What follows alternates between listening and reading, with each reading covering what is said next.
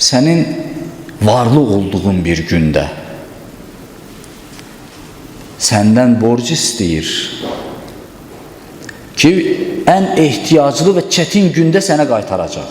100% bunu bilirsən. İndi səndən istəyir, sən də imkanlısan, ona verdiyin o pul, yəni versən də bir şey azalmaz səndən, çətinliyə düşməzsən. Sən buna imkanın çatır.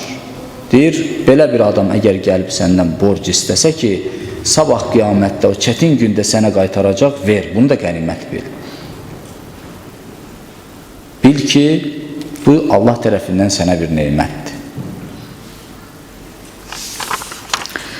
Deyir, bir nəfər Zuhuri İmam Səccəd əleyhissalamı gecə vaxtı görür, özü də soyuq bir gecə idi, yağış da yağırdı. Görür ki, Həzrət belində şələ daşıyır. Soruşur ki, ey Peyğəmbər balası, bu nədir belə? İmam Səccəd əleyhissalam buyurur, qarşıda bir səfərim var. Onun azuqəsini etibarlı yerə daşıyıram. Zuhri deyir, qulum xidmətinizdədir. Qoyun onu sizin üçün daşısın. İmam əleyhissalam razılaşmış. Dedi, yox. Zuhri deyir, onda qoyun onu mən daşıyım. Sizin məqamınız o qədər yüksəkdir ki, dalınızda yük aparmaq sizə yaraşmaz. Deyir, Həzrət onun cavabında belə buyurdu. Lakin mən özümü səfərdə məni xilas edəcək, gedəcəyim yerə daha yaxşı daxil olmağıma səbəb olan şeyi dalımda daşımaqdan üstün saymıram. Mən özümü deyir, ondan üstün saymıram.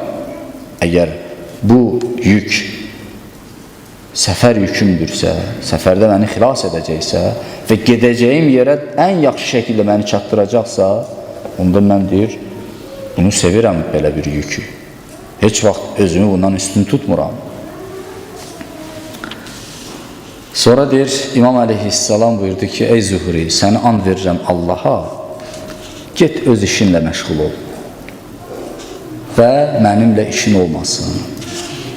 Deyir, Zuhri getdi işinin dalınca və bir neçə gün sonra yenə imamı görəndə deyir, buyurduğunuz səfərdən əsər əlamət yoxdur, sən hələ Mədinədəsən, deyirdin, səfərə hazırlaşıram. Deyir, imam cavabında buyurdu, bələ ya Zuhri, leysə mə zanəntə, vələkinnəhu əl-mavt. Bəli, buradayam, Mədinədəyəm, amma o sən fikirləşdiyin səfərdən deyil. Mən axirət səfərini nəzərdə tuturdum. Mən ona hazırlaşıram. Bu səfərin hazırlığı haramdan çəkinmək və malın xeyir yollara xərclənməsi ilədir. Yəni, istəyirsən, sən də hazırlaşasan, gərək haramdan çəkinəsən, bu bir. İkincisi də ki, malığı xeyir yerlərdə xərclə. Yaxşı yerlərdə xərclə.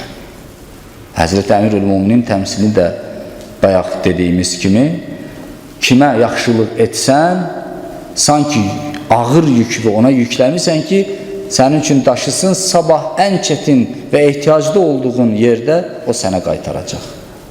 Bunu qənimət bil. İmam Əmirül-Müminin Əli əleyhissalam və İmam Həsən əleyhissalama bu cür vəsiyyət edir.